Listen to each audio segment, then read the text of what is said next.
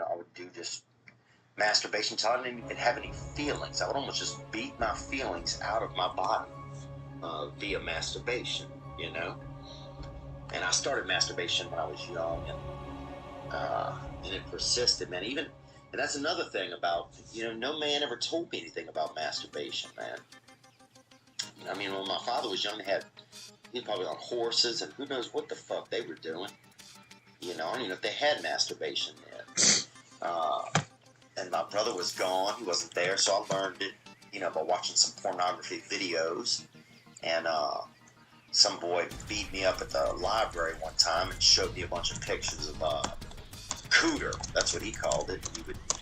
That boy was beating me and making me look at these pictures of cooter that he had that were all jacked up and had been, probably just looked like they'd been looked at so many times. It was nasty. But what do I do, man? I try to find some faith these days. I try to have faith, that things will be okay. It's hard to tell a guy. You're in college, you're going through those, there's a lot going on in your life, I bet. You're busy, your future probably seems immense. Your possibilities probably seem endless.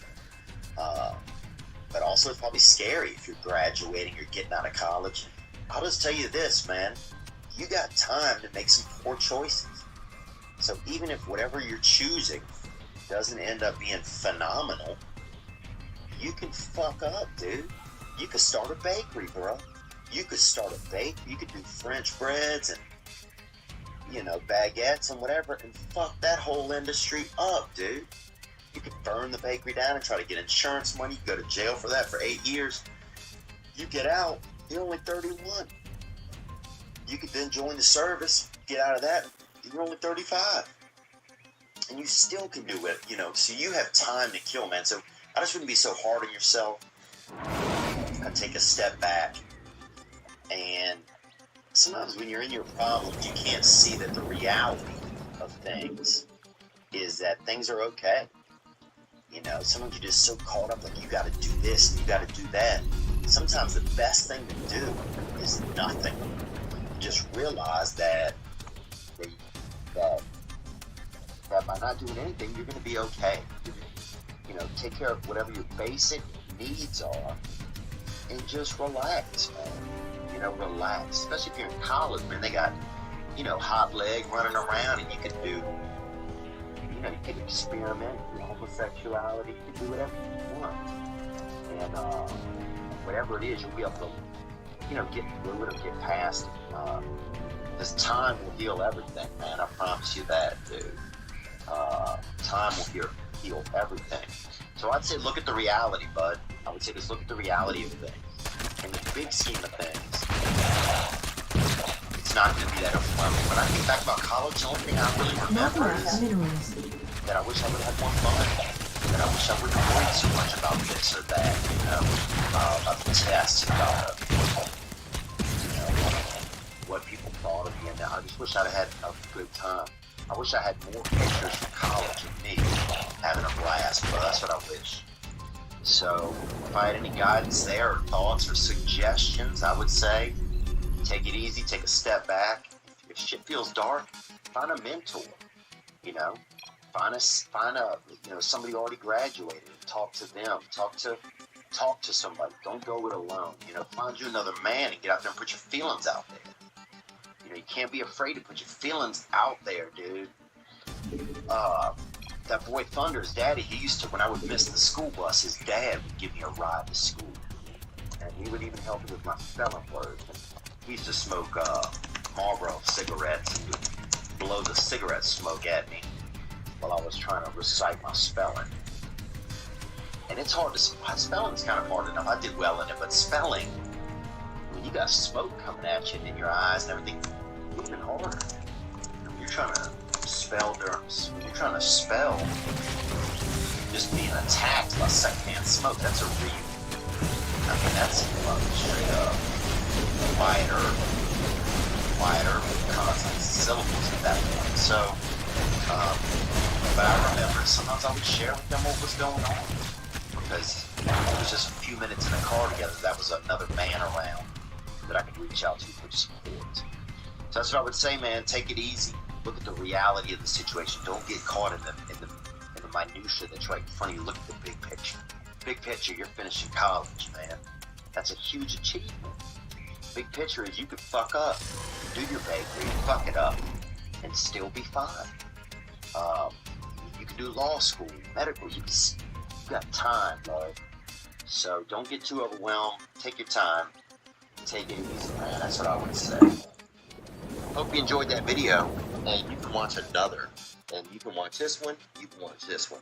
Different options, different choices. Some guy just brings you one option, not this guy. Two options. Watch one. This one or this one.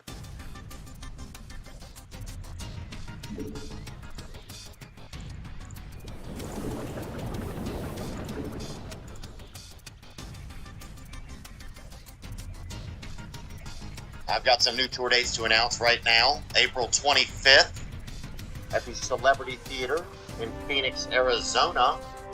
We're adding a date onto that week. March 23rd, we've added in Houston, Texas. That's a Thursday night at the Hobby Lobby Center for the Performing Arts. May 10th, Newark, New Jersey. New Jersey Center for the Performing Arts. May 11th, Westbury, New York, at the New York CB Theater at Westbury. June 9th, Austin. We've added another Austin show. And June 30th and July 2nd, Las Vegas. The Encore Theater. Wow, I can't believe it. Oh, I just can't even believe that. That we're getting to do all this. This is crazy. Thank you. It's at theovon.com/TOUR.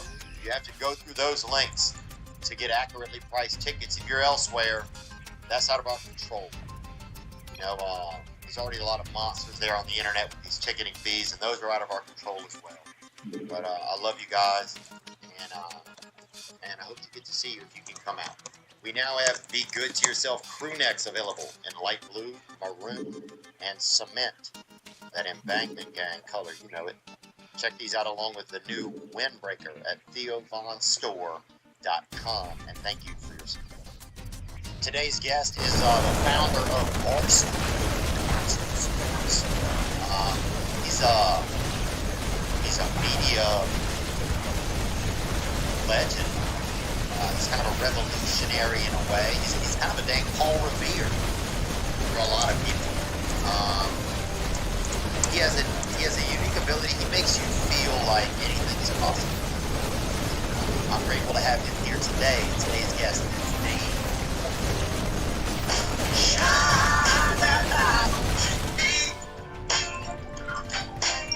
I'll sit and tell you my story.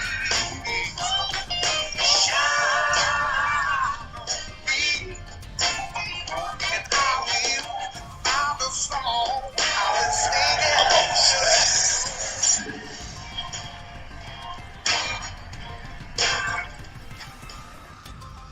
it. I hired this. But it was like, yeah, it was like in the interview. Tell you what, he was so cool. But he knew me. He's like, I have one thing on this right. Okay. What? I was like, what? Before like, he was in death. He's retired. And he's still like sort of, he's still with us. Like to the point where we thought it was fake. Because like, he knew that would be me. So one day, we just, and a bunch of people thought it was fake. So insufficient Vespine gas. Tossed my wallet to the cigarettes and smacked him right in the face. It's the only time I felt bad. So he was literally blind. But he'd sit at his computer, like what you were saying, with this huge magnifying glass, tell him to do something. It took 4 hours. Yeah. It's kind of a gimmick, but not the most productive guy. Yeah, we interviewed a blind woman one time, and it was pretty fascinating. She said she remembered, like she almost feels like a computer sometimes, like how like she would remember the way she would walk to school and stuff like that. So she lost her sight? Yep, she had some sight when she was young, and it wasn't a lot, and then she lost it. Yeah. And so then she had to she said she started to feel like a computer. And the only animal she didn't like, she said, was a snake. She said a snake doesn't give you that. She's like, it's like, this is so. Yeah. that's the age of the question. Would you rather like have a name to say? I think I would like to. If I'm going to be blind, I'm going all in. I'm saying never see. Right. Yeah. And then you can yell stuff. You could use, like, I don't want to say slurs, but you could probably say things that are other people could be like, oh, he shouldn't say anything. Like, oh, he's blind, you know? Dave Portnoy, thanks for coming in, man. Yep. We don't know each other that great, you know? Definitely. Yeah. Definitely not. I feel like maybe we're... I just met recently. No. That's the first time we met was at the LSU tailgate, I think. Yeah. You know, we saw each other a couple times. Not enough minerals. Yeah, man, we're kind of like just sort of getting to know each other. And you are, you grew up in Rocky. So you kind of know each other. Boston. Oh, yeah. Man, but does Boston always have such a chip on their shoulder about New York? It's almost like, it almost seems like there's more like, it seems like New York, but with more like kind of spouse elements, you know, low-key, you know? Yeah, I don't know. I'd have to look up the stats on that one. There's definitely animosity. I don't know if it stems from spousal abuse, but it's the, New York. So I grew up in Boston, and everybody in New York is always in Boston. Town, Texas, not city, town. Not, as a Boston guy, you kind of take offense to that. Then we moved to New York. New York is very Boston. It's a small little city, but it's so close. The sports rivalry reminds me. I was in Milwaukee, right? And I did a pizza review, and I thought it was in Milwaukee. It's actually Greece. Oh, yeah, Racine Bells from League of Their Own. I didn't realize until after I was mad. I didn't know that I was working it. But Racine people were very upset that I was calling it Milwaukee. Like, you're in Racine, you're not Milwaukee. It's kind of that vibe, Boston, Yeah.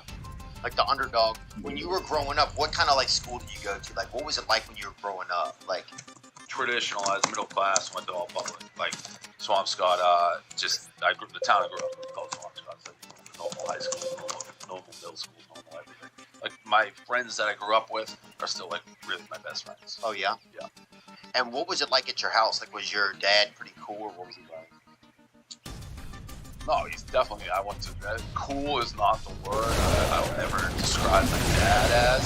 He's like, parents are like the Seinfelds. That's a better way. Like 40, 40. And he takes, by the way, great risks in that. Oh, he loves it? No, if you're like 40 Seinfeld, but 40 Seinfeld does something weird. So he's like, no, what are you talking about? But he is exactly like that kind of maybe the traditional, like Jewish, like, family. Parents, kind of, that's what they are. Is it fun? So you've been Jewish your whole life? Yeah. Okay. Is it fun being Jewish? Like, what is it like? Like, no, I won't say it's fun. It's nothing. Like, I wasn't overly religious, right? So, but I wouldn't say it's fun. You got to battle, I always, like, Jews, there's more. Everyone celebrates Christmas. Like, right. Far fewer do Hanukkah. So, like, in the early days of our school, we had this guy, Kevin Clancy, he gets the big ass tree. It's like, well, if I'm gonna do a big ass tree, I'm gonna get a big ass menorah. We had the biggest menorah like ever made. It had to be like put together in the office, just so we weren't getting like short shifted on it. But I don't really give a fuck. I'm not overly religious. I mean, I'll stick up for Jews if we're getting like, if Kanye is like, Hitler wasn't that bad of a dude, I'll be like, hold on, like he kind of was. Like he did the highway system. Like, yeah, but he killed it wrong. Yeah, he killed a lot of us too. So I don't know that 1 + 1 = 2 or whatever. So, but I'm not, not overly. But like shit like that, I will get involved. Like, yeah, when people are defending, like the guys out here, like basically pro Hitler out here defending. So that shit, I'll speak up on, but I'm not, I'm not overly like a lot of the holidays I don't follow and stuff like that. Yeah. Yeah, I just always wondered, like, probably half my closest friends are Jewish, especially once you get to, like, LA or New York, you meet a lot more Jewish people. They didn't have, like, a lot of Jewish people when I was growing up. So... We're running the media. Yeah. That's what they say. I mean, there's so many Jewish people that work in media. I don't know. I have no idea. It's like, I don't know. There's somebody's maybe running something. I don't know. No, well, I mean, it's like anything. You can look. I run Barstool Sports. That's a media company. Additional supply depots required. Whatever. Listen, there's bad people or scumbags in every race, breed, whatever. Oh, yeah. Jews get a bad rap, but a lot of people get bad raps. So Yeah, I was just wondering, what is it like? Like, does it feel? I wonder if it feels different being Jewish. Does it feel like, do I wake up? I'm like, damn, I'm Jew. No, or like, yeah, I don't know. I guess I don't even know what I'm asking. I guess someone's wonder what it feels like. Yeah, I guess like the thing about it though, which I've always said, so is Jewish people are very determined. Jewish people like to create value. yeah, well, I think it's kind of like a family. It's very, very education, very hard work. Put a premium on that, and then it shows. But think about being Jewish, which I always point out. But it's like people say, you'll hear this one. What are you? Someone will be like, I'm Italian, I'm fucking, Russian, I'm Jewish. But Jewish, like, if I wanted to change being Jewish tomorrow, I could. It's not like a blood thing. Jewish is a religion that you choose. If someone wants to be Catholic, they can choose it in a second. You can't change being like Italian. If Right. that's what you are. Like, if you're born from there. So Jewish, it's kind of one of those things. Over time, I think it's probably out of prejudice. People make it sound like it's your blood. It's fucking not. It's your religion that somewhere along the way somebody chose to believe. But you can change it. Like, I'm Russian. That my family is from Russia. You are. I can see that a little bit now. Yeah. And we don't, in my family, to be honest, we don't talk, like, I don't know much about the history. I'm sure bad shit happened. Like, most people don't leave their country just because. Dang, you're Russian. Yeah, Russian. Dang. Yep. Wow, man. That's great, man. I don't know. I knew this one Russian girl, and she was so sexy, man. And God, she invited me over one time, and like, she was sick or something. I brought her some soup, and she like was so aggressively trying to fuck that I got so She didn't feel well? yeah. And so that I was like, oh, what do you do here? You know, like. See, I'm such a hypochondriac. I'd be like, nah, like, you gotta get healthy. Well, that's kind of how I was. I was so scared. There's like, I kept trying to lead her back to the soup, and she kept coming for me. And then I got so scared because she was sick, but she was so like aggressive and determined. And It's wild. yeah, it was interesting, man.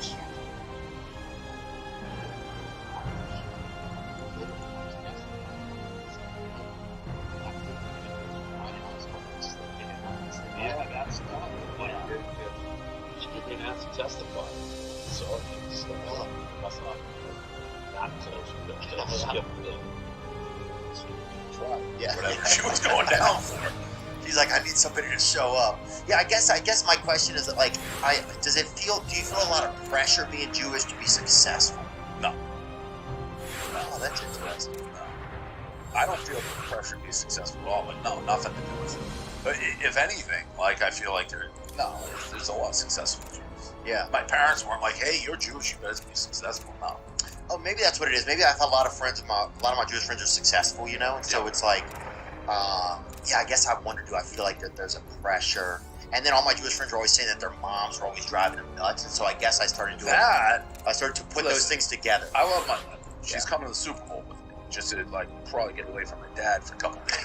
But, like, my mother's the type of woman, and again, this is a typical, like, I go home, I'll go back to wherever I'm going, and, I open my, like, suitcase, and there'll be, like, Cheez-Its hidden in there, and, like, all sorts of gadgets. Like, she's just overprotective. Like, she doesn't, anything I say, I don't want that, I told you this, she'll do it. Like, she's always, if I could walk around a giant bubble, like, that's what they do. Like, my grandmother, I remember one time, was looking at colleges, and there was a plane crash. We were driving, and she called work. She's like, the plane crash, you all right? We're like, what? We're in front. She's like, well, the plane could have landed on you. Like, that's the type of thing. Just a little bit over. Okay. But no pressure. I originally wanted to be like a gym teacher. Like, that was what I graduated actually college with. They were fine. They've been supportive, no pressure at all. They're just, I think the Jewish thing, from my perspective, is just it's just super intense on, like, education. Like, do good in school. Like, if you were fucking off on school, my parents would be like, what are you doing? Right. And I did fuck off a little bit in school, but they'd be in your grill about that. Yeah. That's it. Were you, because I'm just curious, And so, do you, like, in high school, were you, like, kind of like a fun?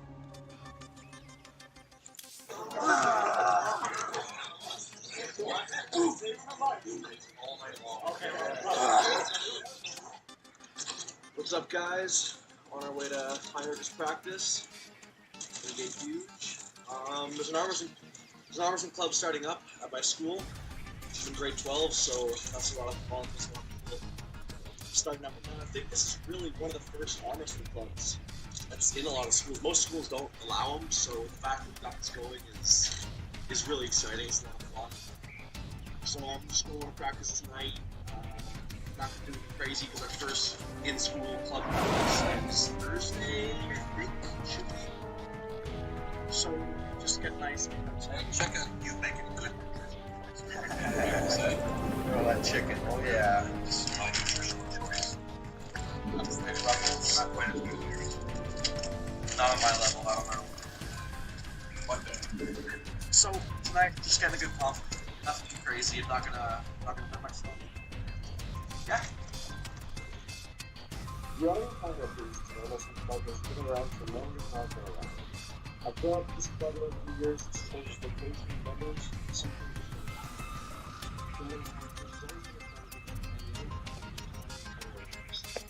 It's great to meet most veterans alike. It's a great thing to see.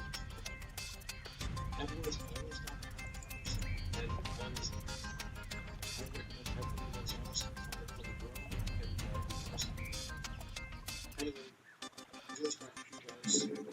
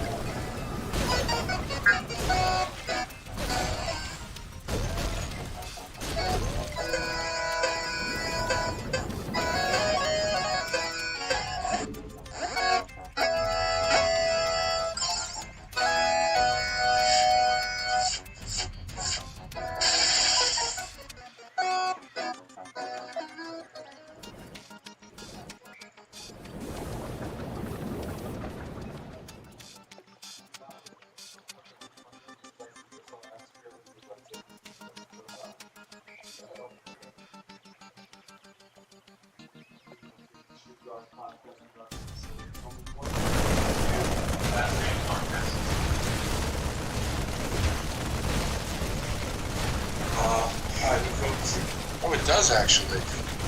How do I? Is that good enough? What you were doing your pen. We have a fun time here. Oh yeah! Lay? I'm gonna stay like this for now. Yeah. Do as you will. I'm gonna stay like this until I feel comfortable enough to physically open up to you. Good. The motion, you're already there. Well, I don't have dignity, so I'll say anything. I don't really care. So that's always been good for podcasting and radio. So I'll say that. I watched the Harlan Williams episode. 2.0 or 1.0? I don't know. There seemed to be a weird tension between the two of you, and I couldn't tell if it was real or if it was like a bit. Then it must have been 2.0. No, we love each other. Okay, yeah, Very I figured much. like because you guys are both guys that, yeah, you guys are we taping by the way? Yeah, you guys are both guys that do. It's hard to tell when you're in or out of the bit. So I was like, I bet they're friends, just fucking around with each other.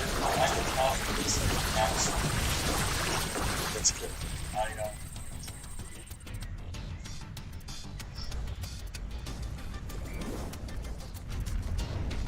I'm a big fan. Not you guys.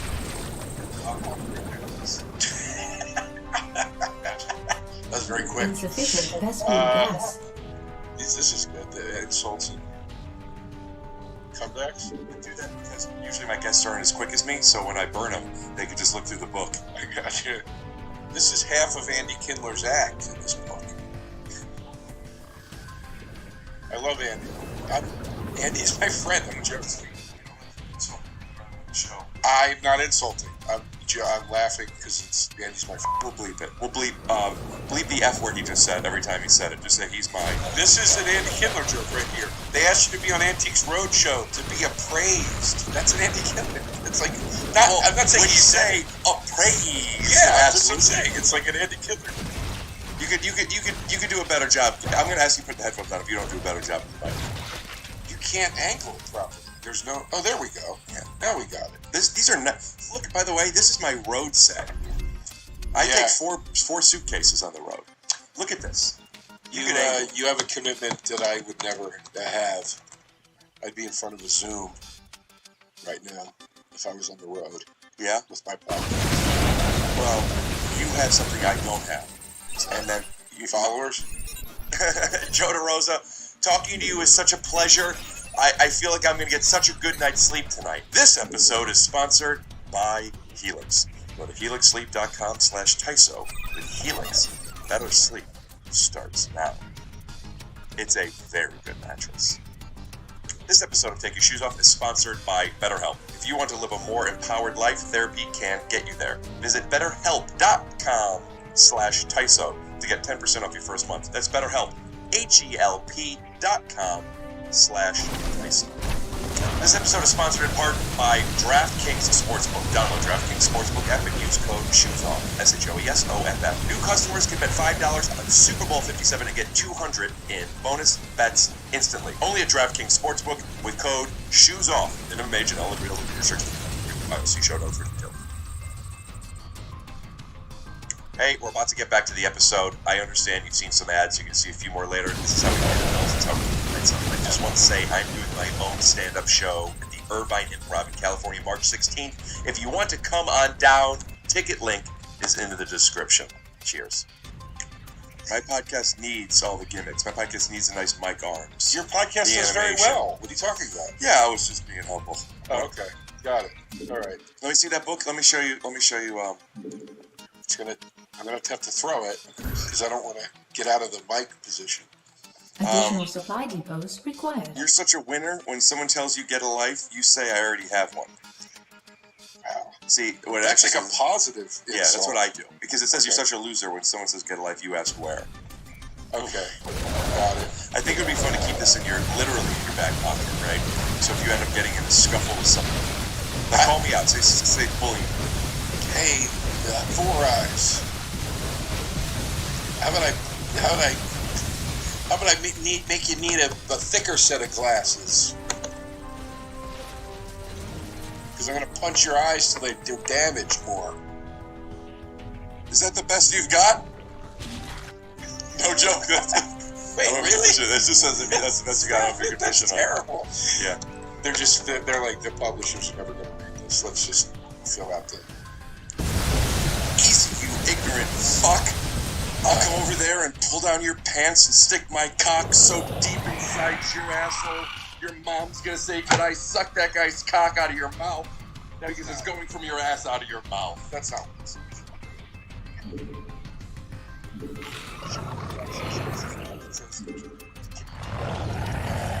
That's what it actually says. You're like, I was for Well, you make Additional your own. supply Yeah, something items I'm playing as a required. comedian. I actually read this book every single time I sat down. Insufficient Vespene gas. It's a hardcover. But it's Additional small. supply Yeah, depots required. I keep magazines.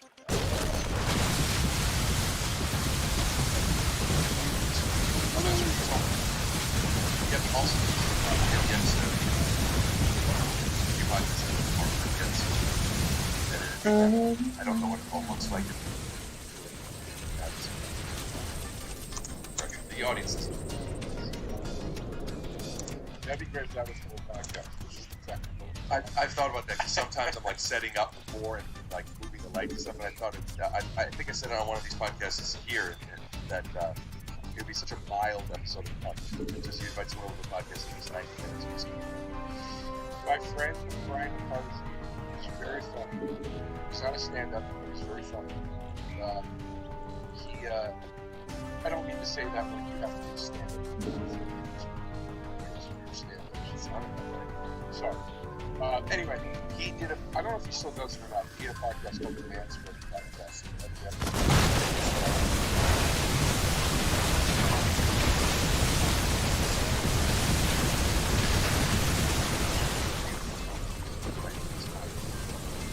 He might still be doing it, I'm not sure. I've known he did a couple. I assume, but I'm funny. But anyways, I should ask him. I know he still does a podcast. When we get him on the phone, he won't be able to hear. I'd talk. I've known him for a long time.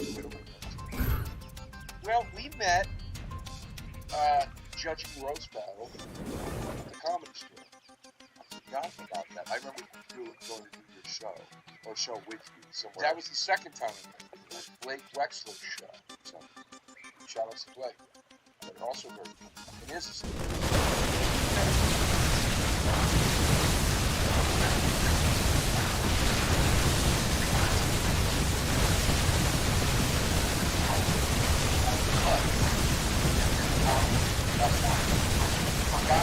And then, yeah, I'd like my name on. Oh, not that. I thought you were past it. Oh, it's my Insufficient Vespene gas. I take both. I can't make both. Go to richlasman.com, check out the store, but so we were judging Roast Battle. Yeah, I can't remember if we took a little break and go out to the first. But you know, that's what we do. It's Roast Battle. That's yeah, but I said I made a joke about you looking like Harold Ramis, and then you were I was like,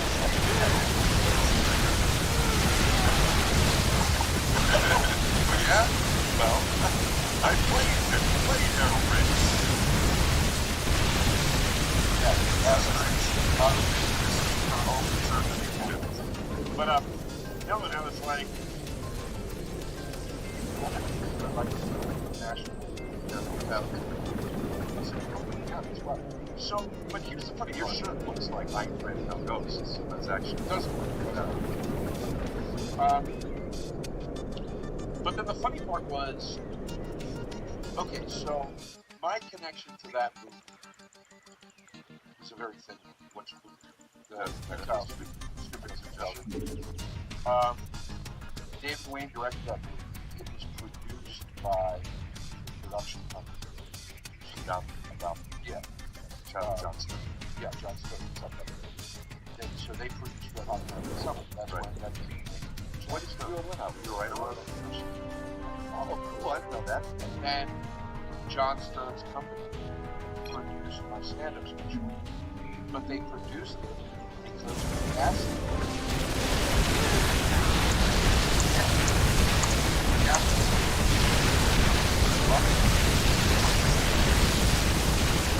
So all I know about that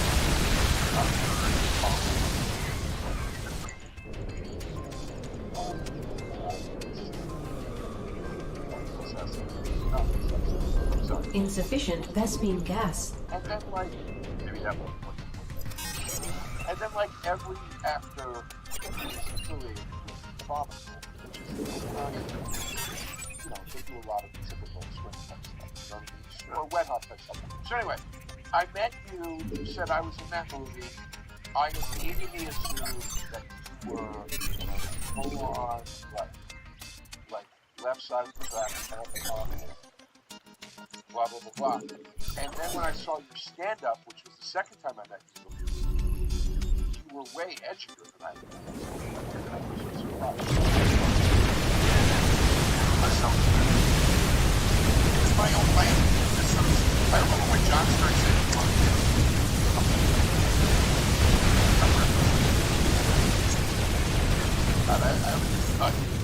thought I was such a scumbag or something. You know what I mean? Like when you're a guy from the clubs that don't, I came up in the club conference all the time. You feel. I was probably concerned like.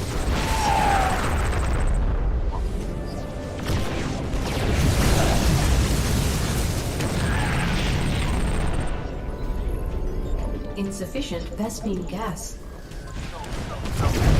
Insufficient Vespine gas. It's David, much like movies.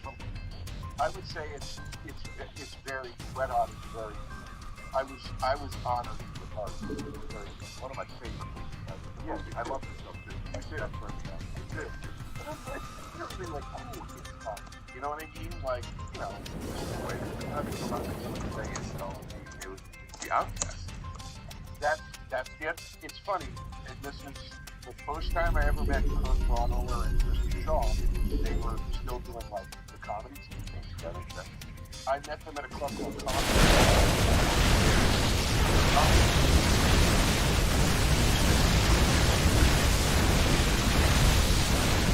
I met them that's what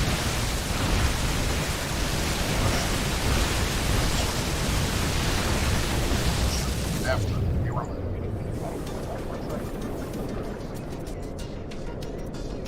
so I was like, Insufficient Vespine gas.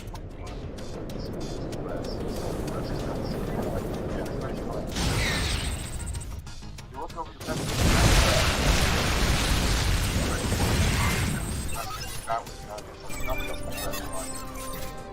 so anyway, but I still carry a little bit. I thought, I know. We were on that stand-up show together. I was like, this is that guy. He's going to take up some kind of leader up here on stage with the microphone. And you were very edgy. I was like, okay, cool. That was it. And then I asked you if you wanted to get drunk. And you said, I don't know if you're doing anything. That's funny. You don't think this guy's okay. You want to get drunk? I'm like,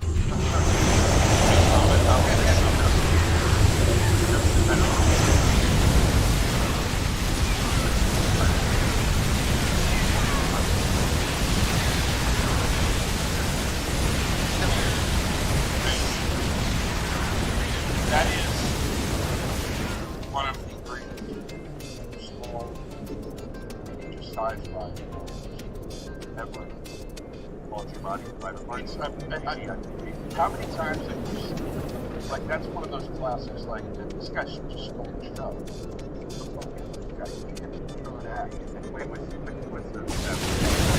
I Guys, why is everybody like one of the hottest? We watched it.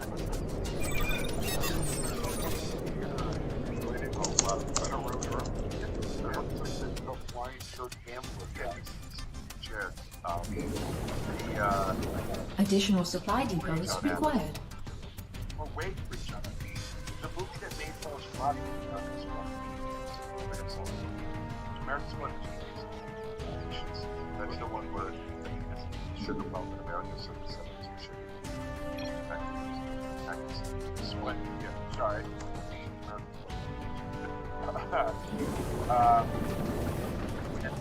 Woody Allen was really low down. I'm actually not the tricks of that movie.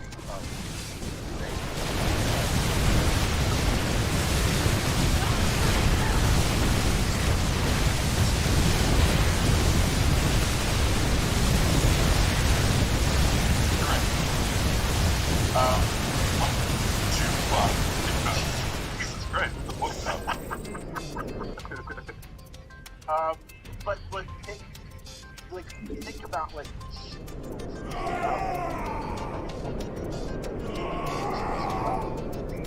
something being like that's the guy from the ocean.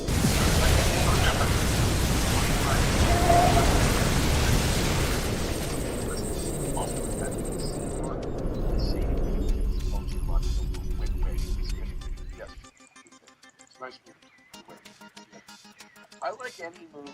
I'm a sucker for any animated times. There's a Woody Allen. But I'm always a sucker for the guy has Additional supply depots required. get the legendary diverse the dishwasher? Nope. That is time for Read My Horoscopes. Joe DeRosa, birthday April 15th, 1963.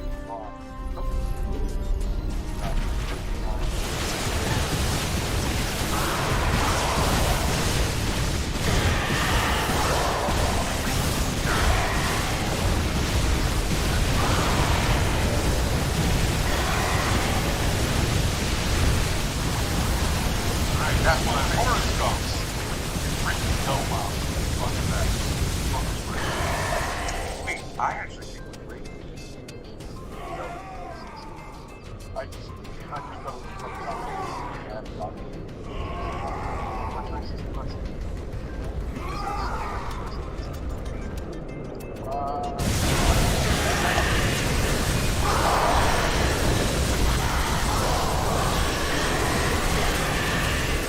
You know what? I'm trying to remove things just because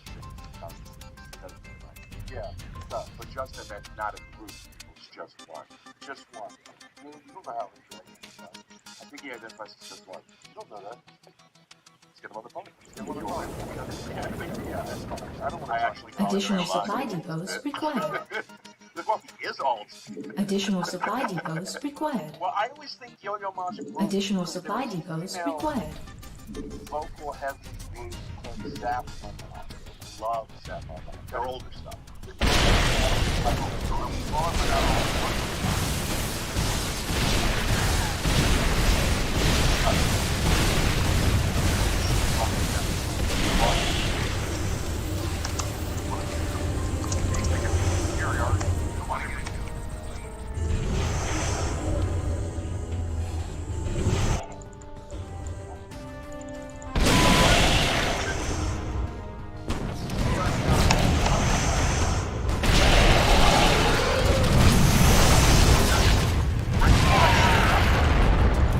Side by side, what it looked like when we were talking before to this. Could you see a difference in the comments? If you like it more, say I like it more. Joe DeRosa has a big wiener.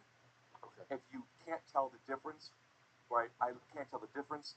Joe DeRosa has a medium-sized wiener. Okay. And if you like the other one more, say Peace out. Eat Joe healthy. DeRosa